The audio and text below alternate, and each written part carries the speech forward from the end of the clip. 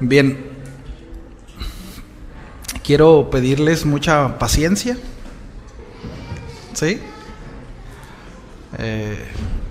La serie, pues continuamos con la serie, viviendo su palabra,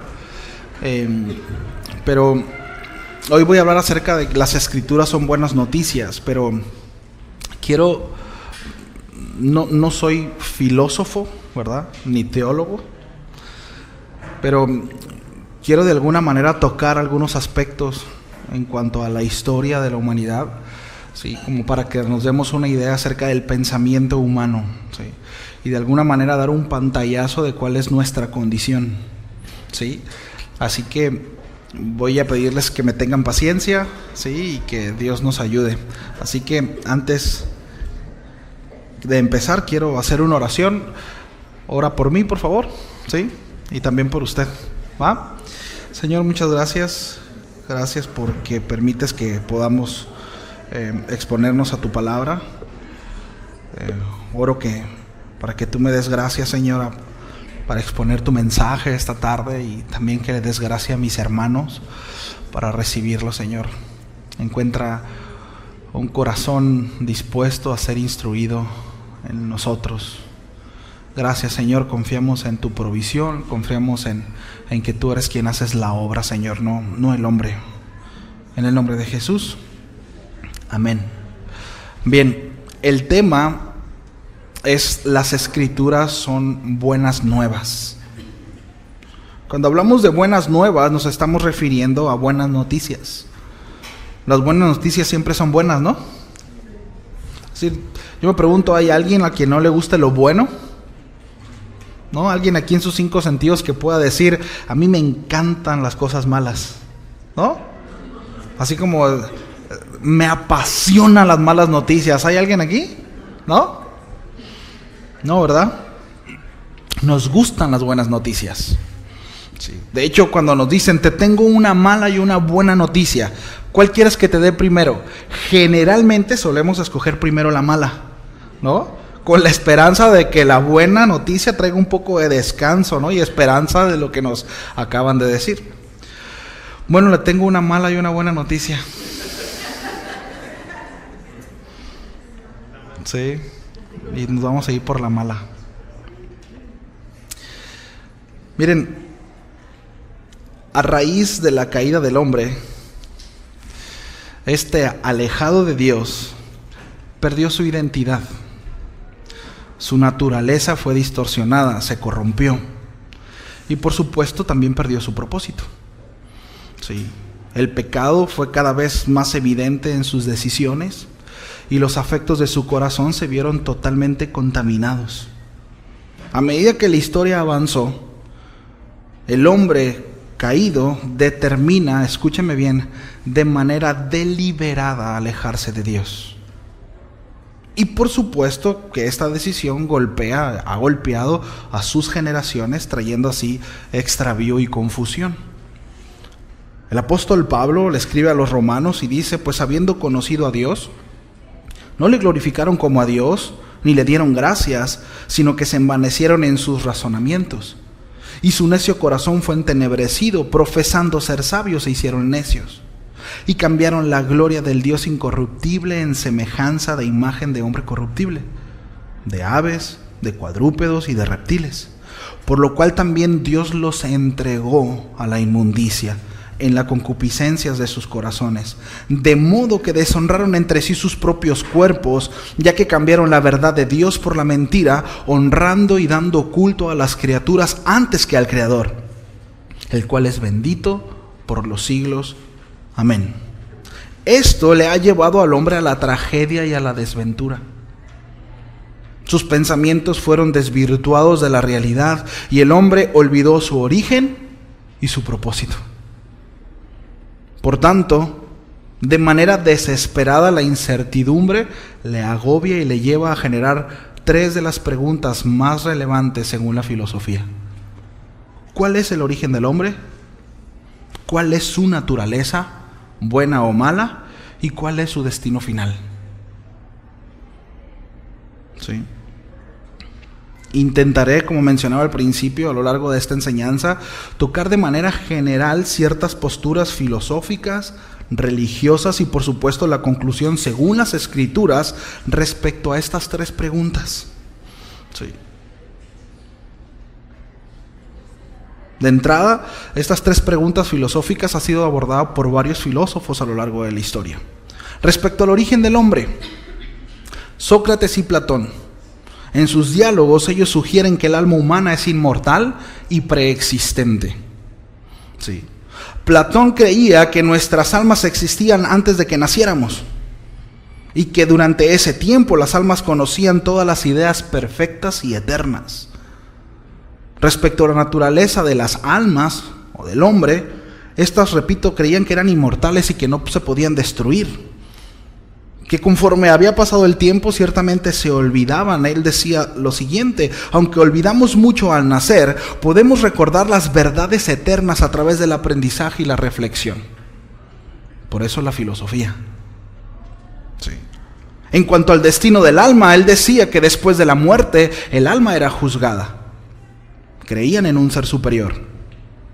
Las almas buenas son recompensadas y las almas son castigadas. Luego las almas renacen en nuevos cuerpos y el ciclo continúa. Es lo que decía Platón. Platón usó estos conceptos para explicar por qué creemos en ciertos valores universales como el amor, el perdón y la justicia.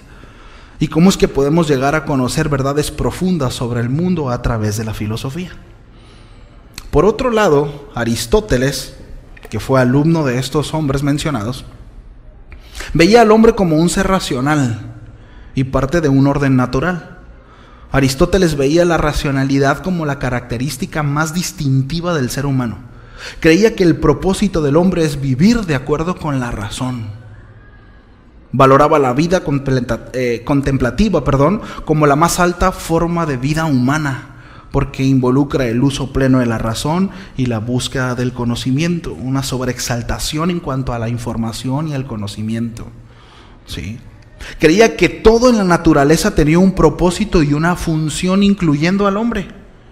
Consideraba que es natural para los seres humanos vivir en comunidades y formar sociedades con ciertos valores morales, y éticos. Veía el mundo como una jerarquía natural donde cada ser tenía su lugar y contribuía al bien común. Hay una canción que se hizo muy famosa por la película El Rey León. ¿Cuántos vieron la película El Rey León? ¿Sí? Esta canción se llama El Ciclo Sin Fin. ¿La han escuchado? Bueno, el autor de la letra, que está en inglés, es Tim Rice. Y en una entrevista comentó que esta canción la escribe motivado e influenciado por los pensamientos de Aristóteles. Esta canción prácticamente dice que todos somos partes de un mismo ecosistema y ese es nuestro propósito. Un ciclo sin fin. ¿Sí? Ahora, estas dos líneas de pensamiento en cuanto al origen y el propósito del hombre fluctuaban en gran medida. La otra gran pregunta filosófica en el pensamiento humano es: ¿el hombre es intrínsecamente bueno o malo? ¿Usted qué cree? ¿Somos buenos o somos malos? Perdón. Bueno, un filósofo llamado Rousseau, filósofo del iluminismo, sostenía que el hombre es bueno por naturaleza, pero se corrompe por la sociedad. Es decir, según el contexto de vida, ¿no?, el hombre se corrompe. Sí.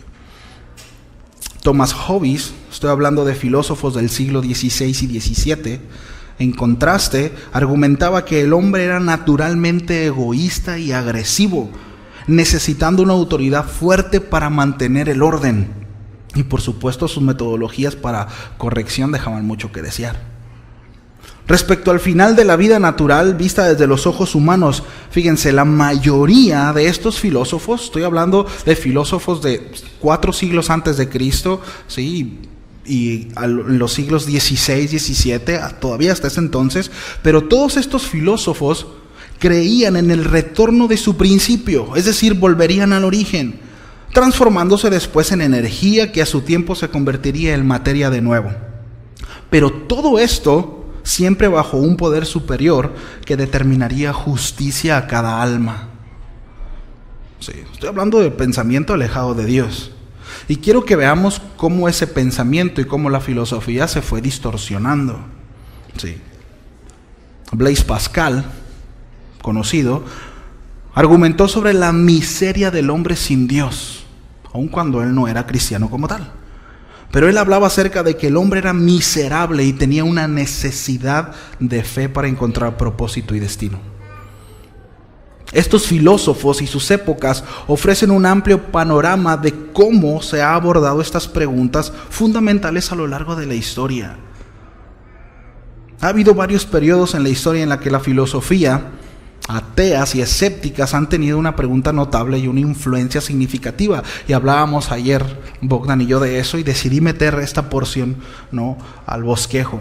Por ejemplo, alguno de los movimientos más fuertes de filosofía atea se puede identificar como Ilustración. Esto es en el siglo XVIII. La Ilustración fue un movimiento intelectual y cultural en Europa que promovió el uso de la razón, la ciencia y por supuesto que descartaba todo aquello que provenía de la religión.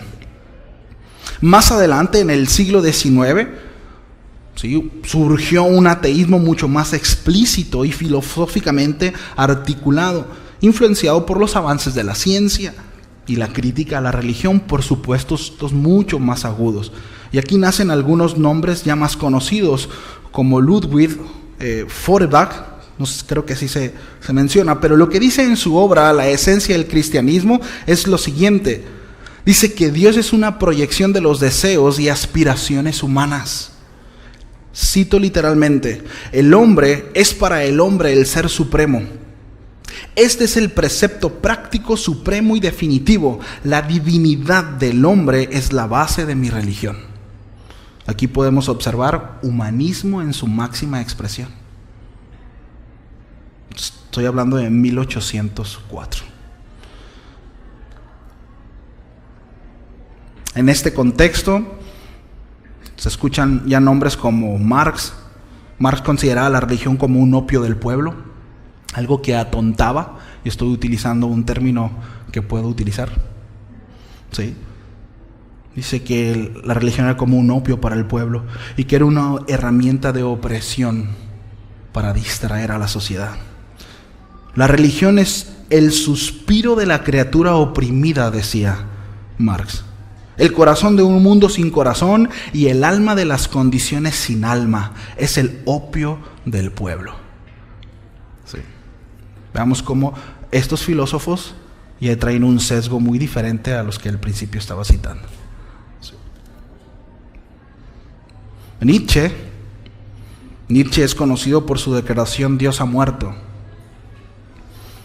Esta declaración simboliza la desaparición de la fe en Dios como una fuerza moral y metafísica en la cultura occidental. Este filósofo, cito literalmente, dijo: Dios ha muerto, Dios sigue muerto y nosotros lo hemos matado. Él creía que la religión iba a acabar con todo el avance filosófico y en cuanto a la ciencia, etcétera, que había.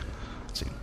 En el siglo XX el ateísmo se consolidó aún más y en parte debido a las filosofías existencialistas. Sí. Encontramos algunos otros filósofos aquí, pero decían cosas como esto: la religión se basa principalmente sobre todo el miedo. Es parte del terror a lo desconocido y en parte, como ya lo he dicho, el deseo de sentir que uno tiene un hermano que cuide o un padre que nos ayude. Es decir, el ser humano se ha inventado a un protector porque tiene la necesidad de sentirse protegido. Pero es un invento.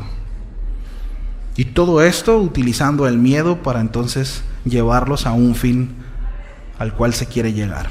¿Sí? En conclusión, en cuanto a esto, el ateísmo ha tenido momentos de fuerte expresión en varias épocas. Hoy en día igual, ¿no? Históricas, especialmente durante el siglo XVIII, siglo XIX y siglo XX.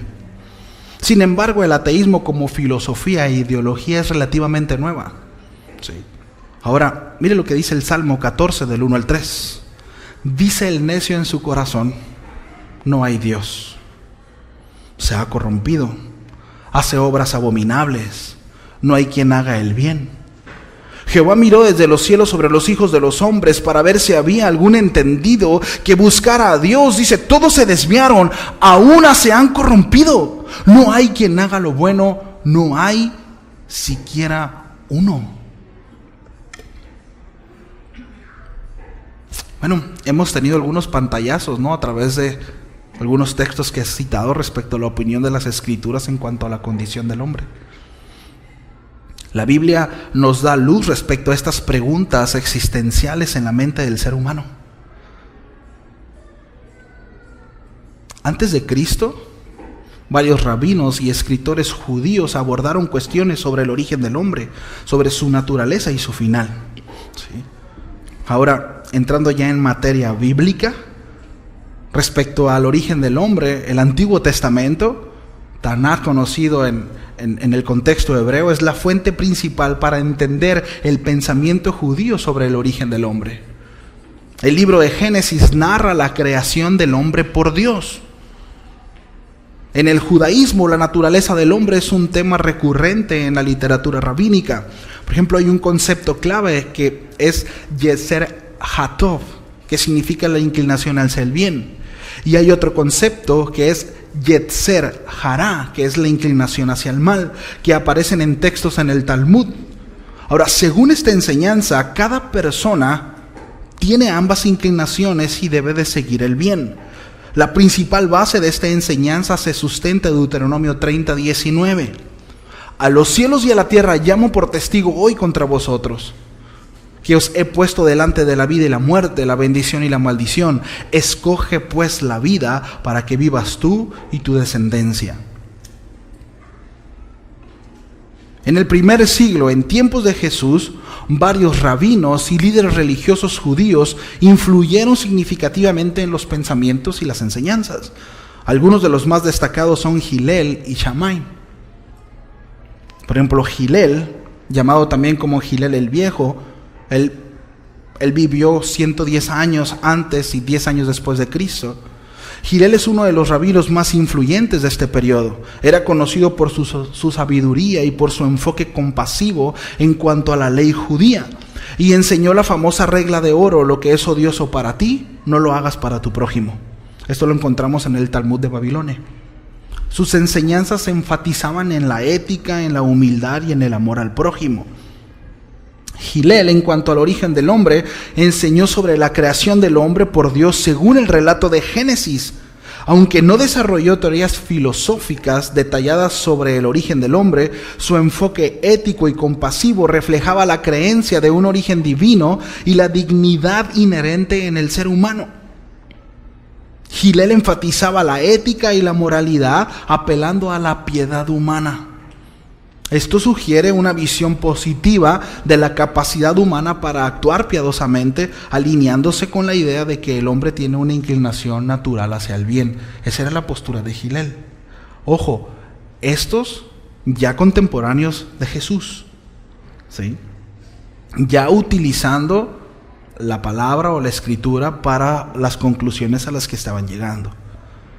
Shammai, contemporáneo de Hillel y de Jesús, él vive 50 antes de Cristo a los 30 después de Cristo. ¿Sí? Shammai era conocido por su enfoque más estricto y más riguroso en cuanto a la ley. Aunque sus enseñanzas eran más estrictas, su influencia fue significativa en la formación del judaísmo rabínico. En cuanto al origen, similar a Hillel, Shammai enseñaba basado en los relatos del Génesis y la creación del hombre por Dios. En cuanto a la naturaleza, Shammai tenía una visión más pesimista, por así decirlo, de la naturaleza humana. Él enfatizaba más en la necesidad de una observancia rigurosa de la ley para corregir las inclinaciones negativas del hombre. Todas sus enseñanzas estaban sobreenfatizadas en Yetzer Hará, la inclinación hacia el mal del hombre. Shammai, en cuanto al destino del hombre, esperaba un futuro donde el cumplimiento estricto de la ley sería recompensado por Dios, aunque sus enseñanzas no se enfocaban tanto en la vida futura, sino más en cuanto a la rectitud aquí en la tierra. Él hablaba acerca mucho de cuidar lo que tenemos, el ser ordenados, era muy, muy estricto. Sí.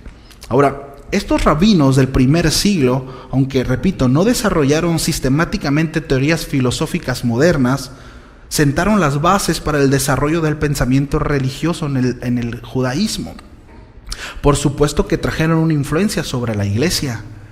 Y quienes venían del judaísmo ortodoxo, ya sea de la escuela de Hillel o de la escuela de Shammai.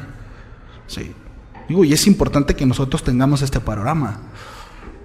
Ahora, respecto a qué dice la Biblia. Sí, ya vimos todo el panorama, algo extenso, ¿verdad? Qué bueno que no se me durmieron. Pregunta filosófica, ¿de dónde venimos? De mi papá. ¿Ah? Gracias, pa, ¿verdad? Día del Padre. Dios creó al hombre a su imagen y a su semejanza. Sí. Esto es bien importante, mis amados. Esto establece nuestra dignidad y propósito desde el principio. Sí. El hombre no es un accidente del cosmos, no es una probabilidad acertada. El hombre no es la evolución de la materia. La Biblia ofrece la respuesta acertada en cuanto a esto. El hombre es creado a imagen y semejanza de Dios. Génesis 1:27. Y Dios creó al hombre a su imagen y lo creó a imagen de Dios. Hombre y mujer los creó. Sí. El asunto es que el hombre, fuera de este concepto, nunca se puso de acuerdo.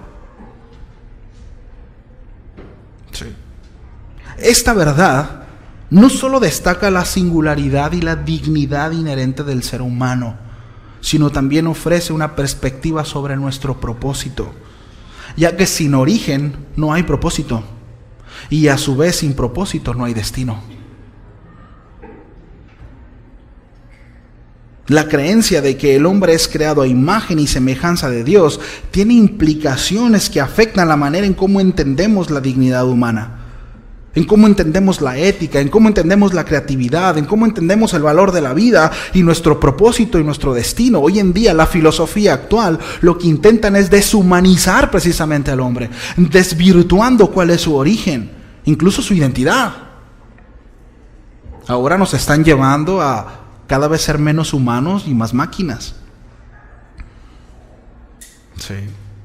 Ya hay ciertos adelantos en donde el hombre, que siempre ha tenido ese pensamiento, el superhombre, es una idea filosófica también, ¿sí?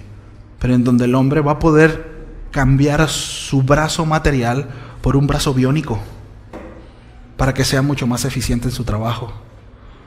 Hombre, si pro exterior así no se la acaba, ahora imagínense con brazos biónicos los trabajadores. Esa es la mentalidad del hombre. Y hacia allá va. Porque la idea es deshumanizar. En primera instancia necesitamos que pierdan su identidad.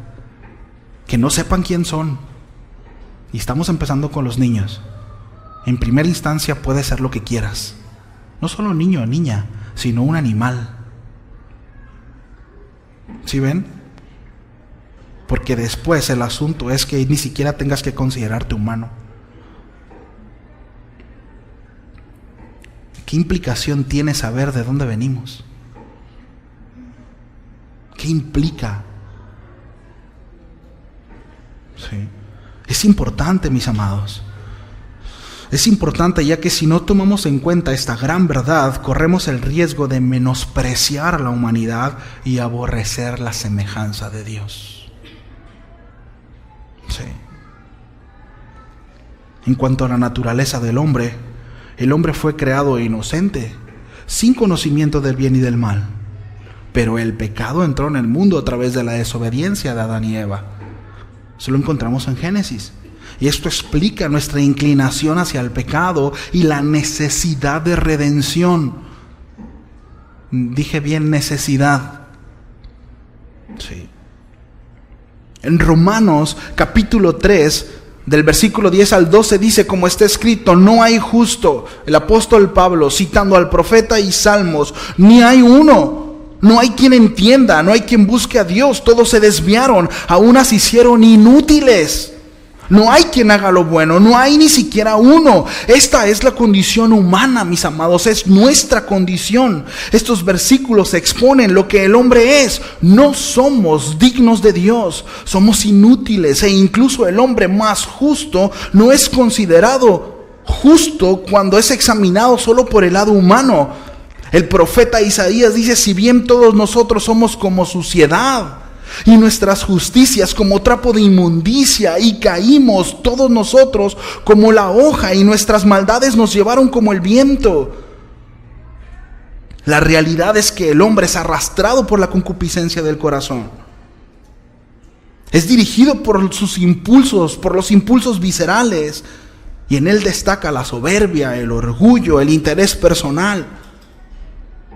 Aún en temas como el amor, el hombre ama a su manera y de manera egoísta. Ha pervertido esta palabra con satisfacción personal y lo ha reducido a un acto de pasión carnal y efímero. Hemos reducido el amor al romanticismo en aquellas acciones que satisfacen nuestras necesidades emocionales. Sin embargo, en ese mismo contexto no estamos dispuestos a servirnos unos a otros. No estamos dispuestos a ceder, no estamos dispuestos a perder, no estamos dispuestos a humillarnos, ya que mi dignidad no está en juego, mucho menos comprometida. Hemos perdido nuestra dignidad y hemos puesto la nuestra. La realidad es que no hemos sido destruidos, mis amados, porque Dios es misericordioso.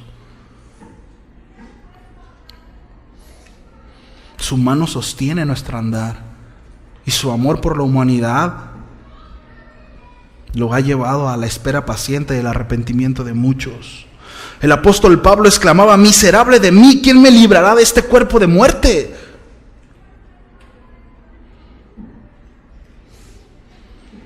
Y es tan osado que en alguno de nosotros hay el pensamiento de: en mí no hay pecado, yo estoy bien. No soy perfecto, pero pues no soy como el Jeremy tampoco, ¿verdad? Miserable de mí, decía el apóstol Pablo.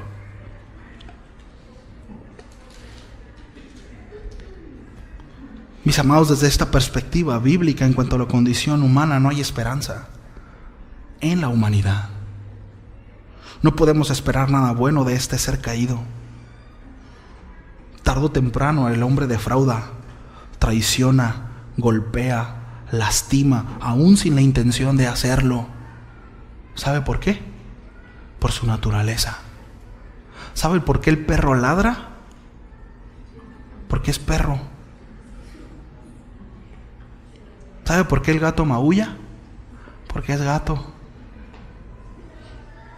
¿Por qué no puedo pedirle peras al olmo? ¿Qué? Esa es nuestra naturaleza según la Escritura. Estamos corrompidos. Hay corrupción en el corazón y nuestro pensamiento está sucio y no hay esperanza. Por eso es tan peligroso poner nuestra esperanza en nuestra pareja, en nuestros hijos, en el pastor, en la iglesia. No podemos. Soy infeliz por tu culpa. Tengo noticias: su esposo o su esposa no podrá darle plenitud.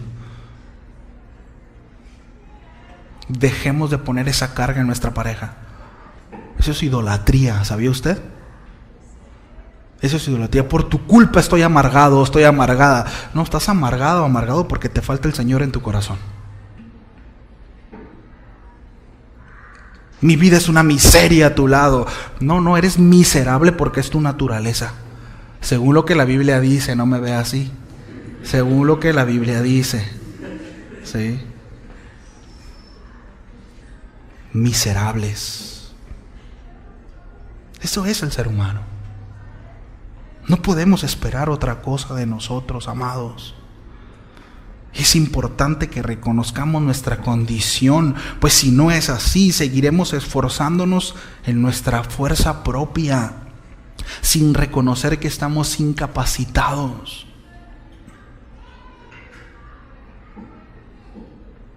Nuestra única esperanza está en aquel que creó al hombre perfecto y con un propósito.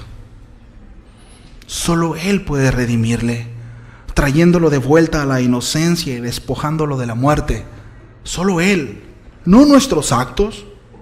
No hay en nosotros actos buenos, lo decía el profeta. Aún nuestras justicias son como trapo de inmundicia, es algo despreciable. ¿Puede entender eso?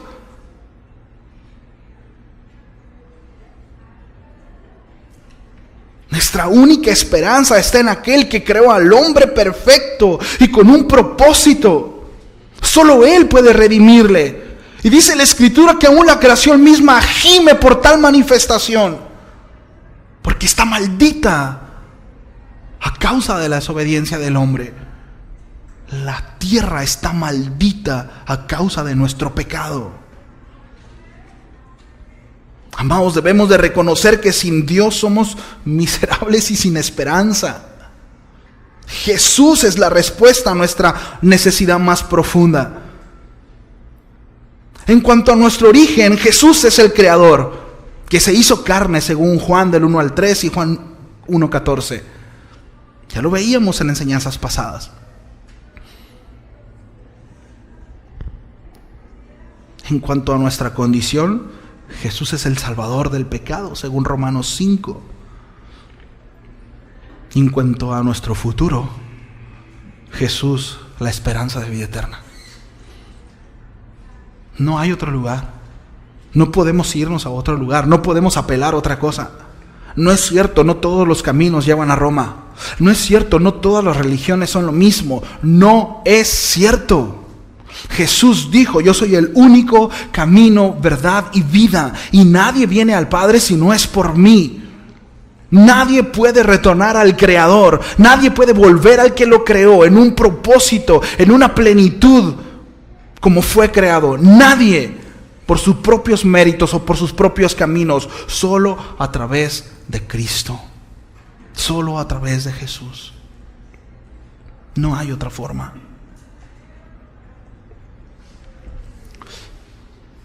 Yo he escuchado gente que dice: bueno, sí, yo tengo rato que no voy a la iglesia, pero soy buena persona. O sea, sigo siendo cristiano. No digo groserías. Bueno, no tantas. A lo que voy es que reducimos nuestro cristianismo a la asistencia a la iglesia o a la congregación. Y con esto no estoy diciendo que no asista, al contrario. De hecho, el hecho de asistir, estamos evidenciando una obediencia, una instrucción dada por Dios. No dejen de congregarse. Pero reducimos nuestro cristianismo a ciertos actos externos. Yo estoy bien con Dios porque sirvo en la iglesia. ¿Será? Soy un mentiroso, ¿verdad? Soy un ladrón. Soy un avaro, un orgulloso, pero estoy bien con Dios porque sirvo en la iglesia. ¿Será?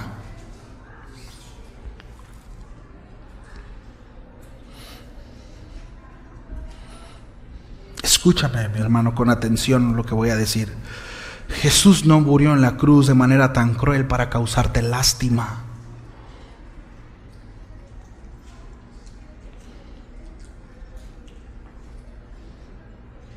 Muchos lloran al ver la película esta, La Pasión de Cristo, pero no porque han entendido qué es lo que estaba sucediendo ahí, sino porque le da lástima el personaje el cual está sufriendo tanto.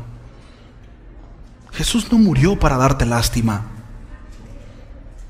Jesús no está a la puerta de tu corazón rogando y suplicando que le abras y le recibas. Jesús es el Rey de la gloria, el cual venció a la muerte. Ciertamente se humilló, se hizo hombre y fue a la cruz y sufrió en la cruz, pero resucitó. Aún la muerte no pudo vencer. Está por encima de la muerte porque Él es la vida. No es un diosito al cual se le tiene que tener lástima. Y Él no está mendigando por tu vida. Nosotros necesitamos de Él, no Él de nosotros.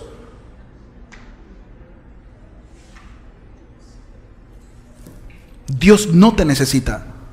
Tú sí lo necesitas a Él.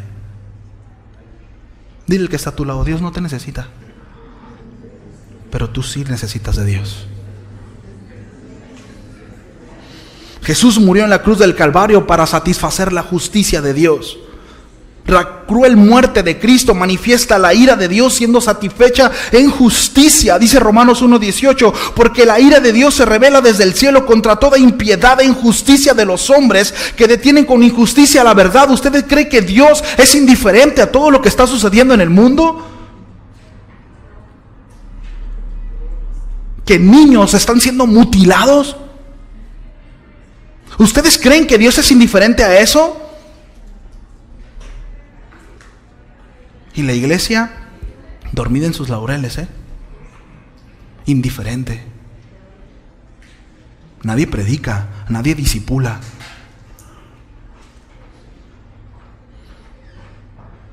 Aún dentro de las iglesias, echa un vistazo a redes sociales. Antes los testimonios eran de gente que renunciaba al mundo y venía a la iglesia. Hoy en día las redes sociales están llenas de jóvenes que crecieron en las iglesias y se están yendo al mundo y están diciendo: ahora encontré mi verdadera plenitud en el mundo.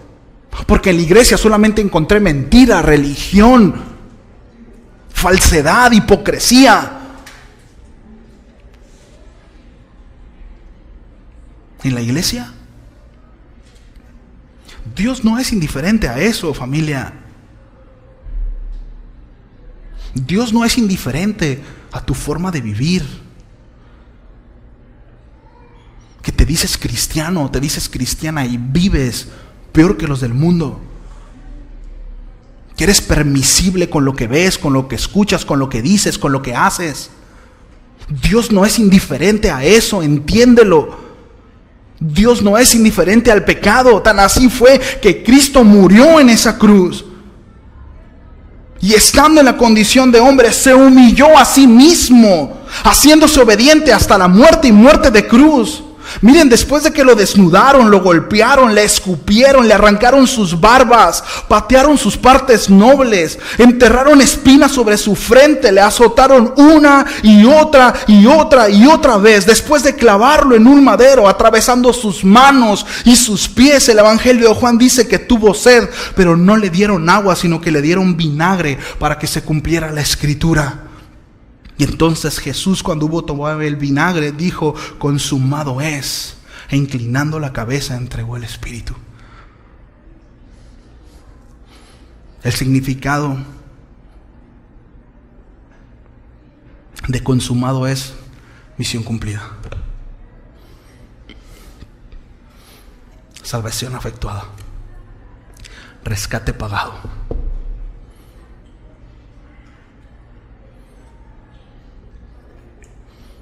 Debemos de entender, mis amados, que la muerte del Mesías no tiene que ver con una historia romántica y de cuán importantes somos nosotros. Esa cruz habla de tu pecado y mi pecado.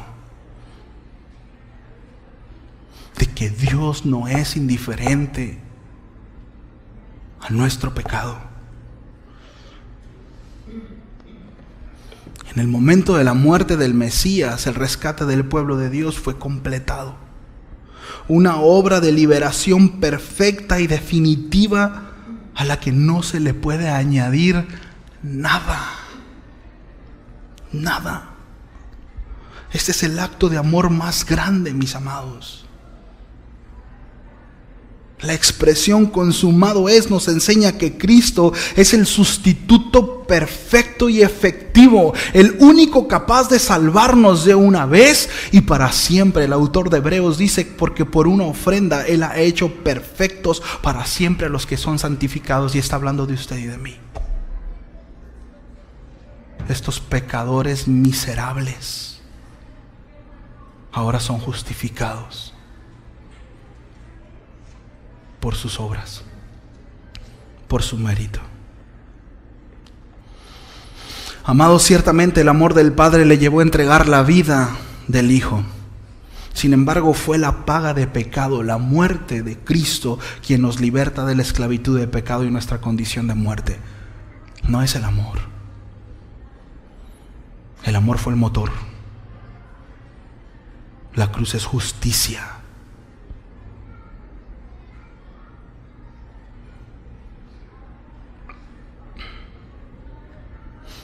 La obediencia de Cristo nos redimió. Él pagó el precio. Él pagó tu deuda. Él pagó tu deuda. Pagó tu deuda. Pagó tu deuda. Pagó tu deuda. Pagó mi deuda. Ya no hay deuda.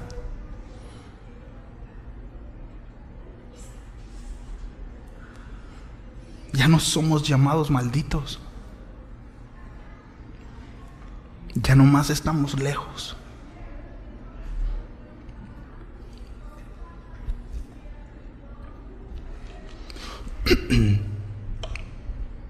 Ningún ángel en el cielo, ninguna criatura celestial puede levantar su voz exclamando gratitud por la redención del Cordero para sí mismo. Sin embargo, según Apocalipsis lo harán. Exaltarán al Cordero de Dios, al que es digno de abrir los sellos, pero como simples espectadores de este acontecimiento tan maravilloso.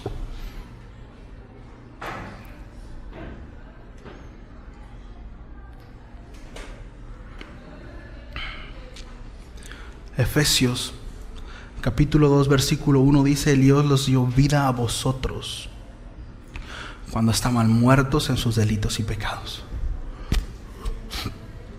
No es que un día dijimos como Lupita D'Alessio, ¿verdad? Hoy voy a cambiar. No es que un día se nos prendió el foco y dijimos, hoy voy a buscar al Señor. La verdad es que no funciona así. Él nos dio vida. Él nos amó primero. Como te mencionaba ahorita, para que haya una buena noticia tiene que haber una mala noticia, ¿no? Las buenas nuevas es que precisamente estábamos en pecado.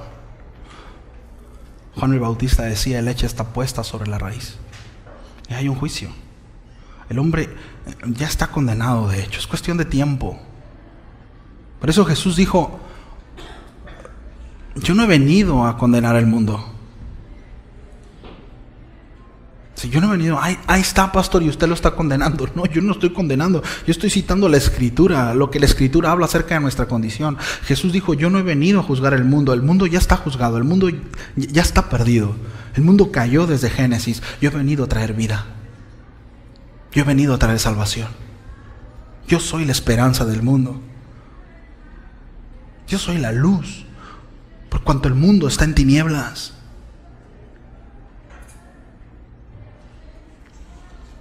Él os dio vida a vosotros cuando estábamos en esta condición, muertos en nuestros delitos y pecados. Y eso es importante cuando habla acerca de delitos y pecados, ¿sí? Esta, de hecho, es una frase pegada en el griego, pero alude a la transgresión de Dios. No solamente al hecho de erré en el blanco, ¿no? No solamente el hecho de no le atiné, sino es transgredí. Atenté en contra de Dios. Fui en contra de Él. Y eso me hace un enemigo. Aquellos que no han sido justificados y que no han sido reconciliados con Dios son enemigos de Dios. En el versículo 4 de ahí mismo de Efesios capítulo 2 dice, pero Dios, la iniciativa en Él, que es rico en misericordia. ¿Cómo es Dios en misericordia? Es rico. ¿Y cómo se manifestó la misericordia de Dios? Dándonos una palmadita en la espalda y diciendo, ay, mijito, no te preocupes, sigue en tu pecado, sigue fraudeando, sigue metiéndote con mujeres, sigue mintiendo. ¿Así aplicó la misericordia de Dios? ¿Dejándonos pecar? Digo, porque esto les encanta a aquellos que predican un evangelio liberal. Es rico en misericordia. Dice, por su gran amor con que nos amó, aún estando nosotros muertos en pecado, nos dio vida juntamente con Cristo. Por gracia sois salvos, por la obra de Cristo. Necesariamente el apóstol Pablo apunta al sacrificio de Cristo, a la muerte en la cruz. Esa muerte que merecíamos usted y yo. ¿Me ayudan pegándome? No pegándome de... No, sino... Está de volados, tres. No, yo le pego, pastor. No lo agarren personal. Para agarrar aire.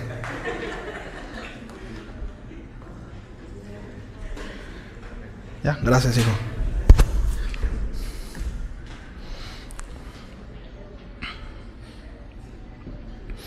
Dice que es rico en misericordia. Esta misericordia mostró ese gran amor con que nos amó. Aún estando nosotros muertos en pecados, nos dio vida. ¿Cuántos dan gracias a Dios por la vida que Él nos da? Versículo 12. En aquel tiempo, dice el apóstol Pablo, aquí ya le está hablando está hablando a redimidos. Dice, en aquel tiempo estaban sin Cristo. ¿Y cuál es la condición del hombre sin Cristo? Alejados de la ciudadanía de Israel, es decir, alejados del pueblo de Dios. No éramos parte de su pueblo y ajenos a los pactos de la promesa. ¿A qué promesa? De salvación, de redención. Sin esperanza y sin Dios en el mundo. Sin esperanza y sin Dios en el mundo.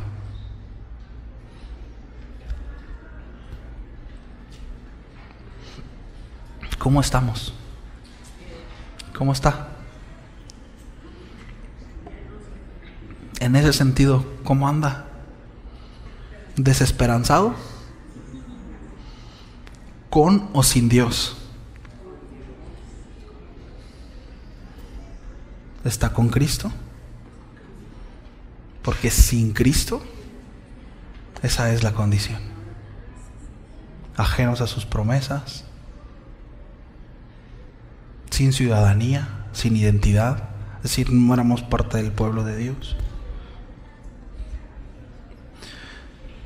Pero ahora, diga conmigo, pero ahora.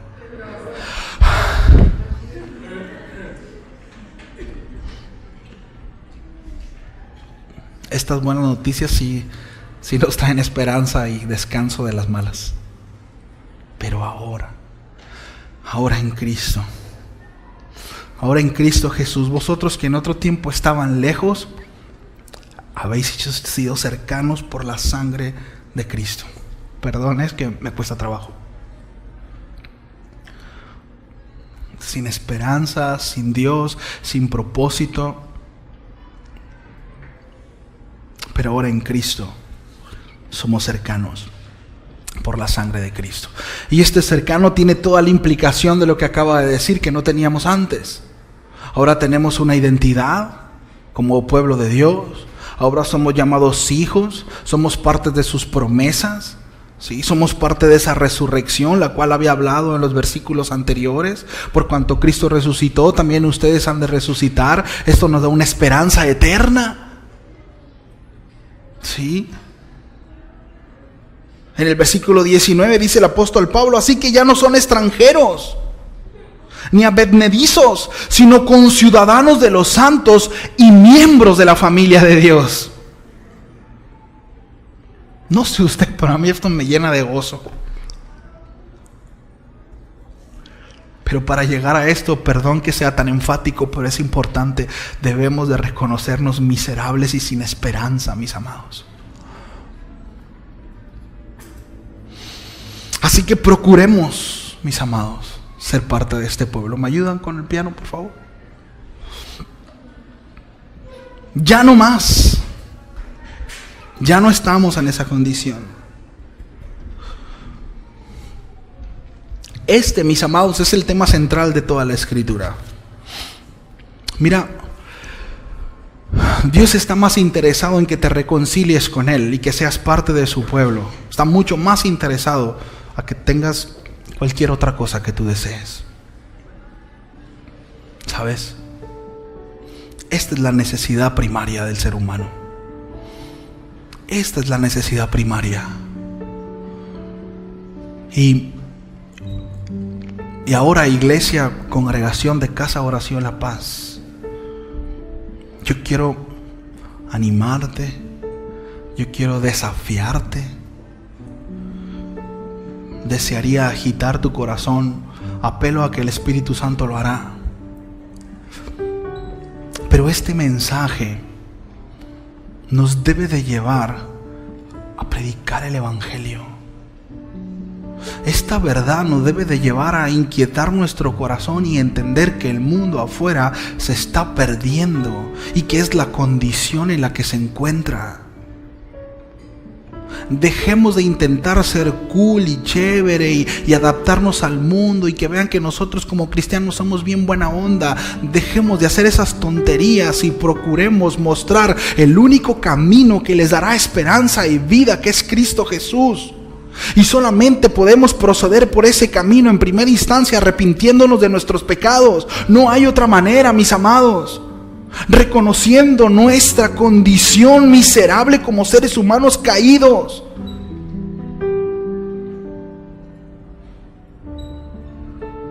Procuremos con prontitud ir a anunciar las buenas nuevas, estas noticias de esperanza y vida.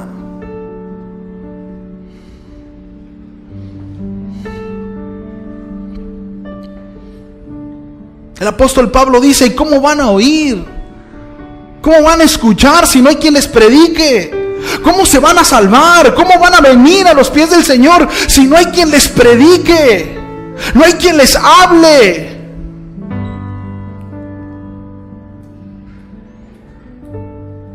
Quita tus ojos de ti un instante, un momento.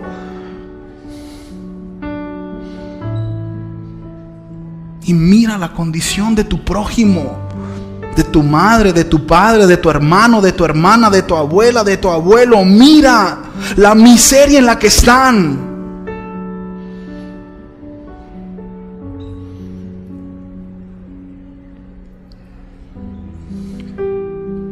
Bueno, ¿y cómo predicarán si no fueran enviados? Vayan. Vayan. Prediquen. Prediquen. Dice el apóstol Pablo, como está escrito, cuán hermosos son los pies de los que anuncian la paz. ¿Cómo están sus pies? ¿Feos o hermosos? ¿Cómo están sus pies? A ver, miren sus pies. La mayoría tenemos los pies bien feos.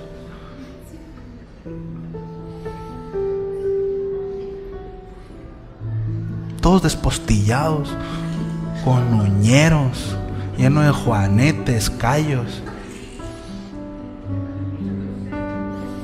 Hermosos son los pies de los que anuncian la paz y de los que anuncian las buenas nuevas.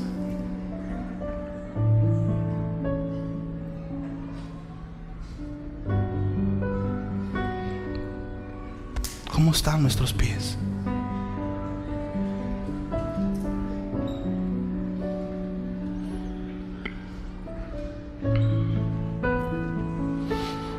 Ese es el deseo de Dios. Ese es el corazón de Dios. Y el corazón de aquel que ha sido salvado lo vemos en la Biblia, no solo en uno sino en muchos. Siempre que son salvados, ¿qué hago, Señor? Me sé salvado, me sé rescatado. ¿Qué hago? ¿Qué tengo que hacer? Hay una actitud de agradecimiento. Y yo sé, la mayoría de nosotros llegamos al Señor y automáticamente decimos: Señor, ¿qué tengo que hacer? Pero después como que nos acostumbramos y nos detenemos. Y estamos como aquel pueblo que fue llamado a reconstruir el templo, que fue liberado, aún fue provisto de recursos para que reedificara el templo, pero dijeron: no es tiempo, es tiempo de reedificar nuestras propias casas. Y dejaron ahí. Y Dios les dice: no es tiempo, no es tiempo de reedificar el templo, pero sí sus casas, pero sí sus propias vidas. Con esto no estoy diciendo que seamos despatolados con nuestra vida y que no importa cómo está nuestra vida, vayamos. No. Entiéndase. Entiéndase lo que digo, por favor.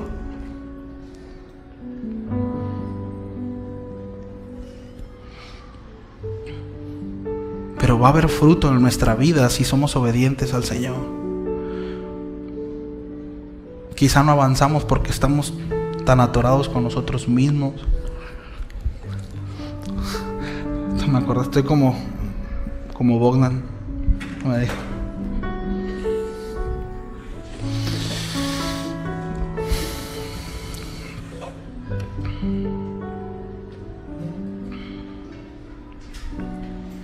Vamos a orar, ¿sí?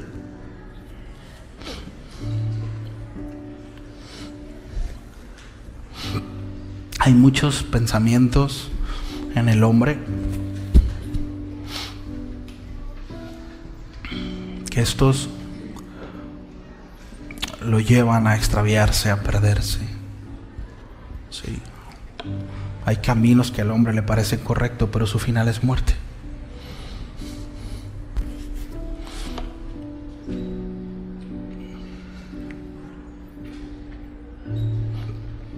Yo quiero decirte algo, y esto es fuerte y espero se pueda entender. Pero así como Dios no te obliga a amar su presencia en esta vida, tampoco lo hará en la venidera. Es decir, ¿qué nos hace pensar que nuestra falta de interés por Dios y su palabra en esta vida será distinta en la venidera? Si no te gustan las cosas de Dios, no te preocupes, tampoco en la vida venidera Dios te obligará a que te gusten. Solo es importante que tengas presente esto. La Biblia dice que el hombre viva una sola vez y después el juicio. Y unos serán apartados a la derecha y otros a la izquierda. Uno para vida y otros para muerte. Y no habrá oportunidad. Y ahí será el clamor y crujir de dientes. Y será terrible ese día. Y no hay retorno, no habrá retorno. La Biblia describe que aún en ese tiempo muchos se levantarán en contra de Dios. Es decir, no procederán al arrepentimiento, sino que será manifiesta su intención en el corazón, porque entenderán que ya no hay retorno.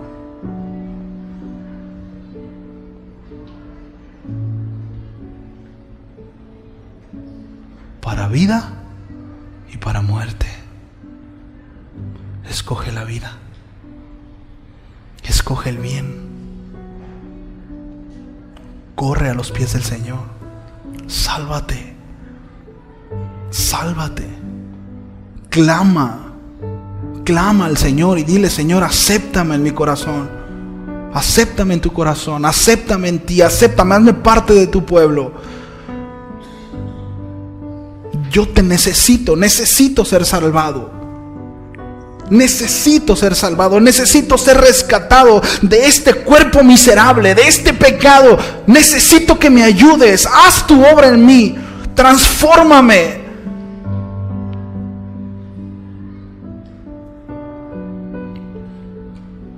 No hay de otra. No hay de otra.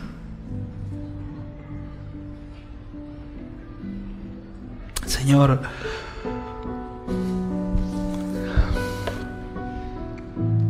pedimos, Padre, por nuestras vidas. Reconocemos que no es más que tu misericordia, Señor, y no es más que tu bondad.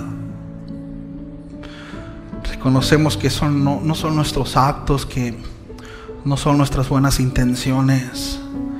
No nos alcanzan, Señor. ¿Cuántas veces no nos distraemos procurando el fruto sin sin prestar atención en la naturaleza. Y buscamos las cuestiones externas y buscamos comportarnos y atacamos el comportamiento, pero no la naturaleza. Y necesitamos, Señor, entender que es necesario que nazcamos de nuevo. Esa es una obra que solo tú puedes hacer, Señor.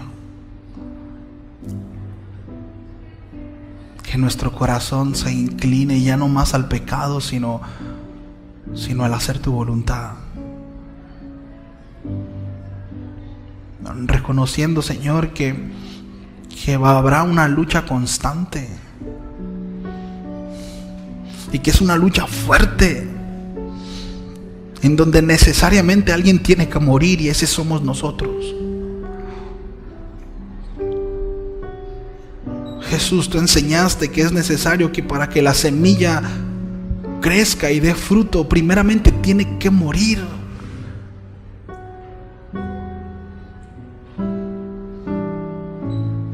Señor, ayúdanos a determinar en el corazón renunciar a nuestra propia vida para hacer tu voluntad, Señor. Y así manifestar tu naturaleza, tu piedad, tu amor, tu bondad. Crecer, Señor, en el fruto del Espíritu, llevando fruto para que tu nombre sea glorificado. Ayúdanos, Señor. Y yo te quiero dar gracias por tu obra, Señor.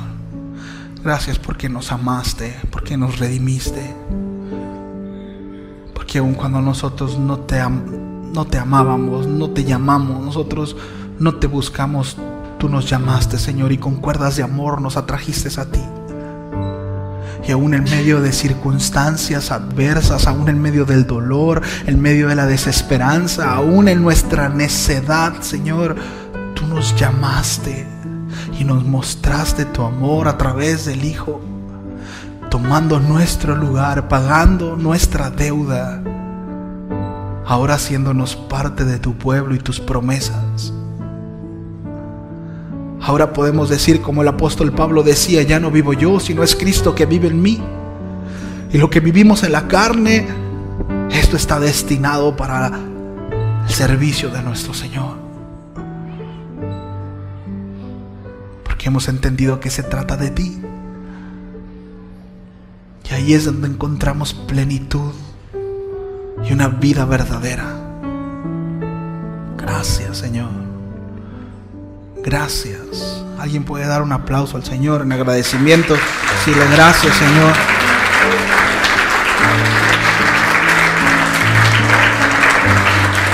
Gracias, Jesús.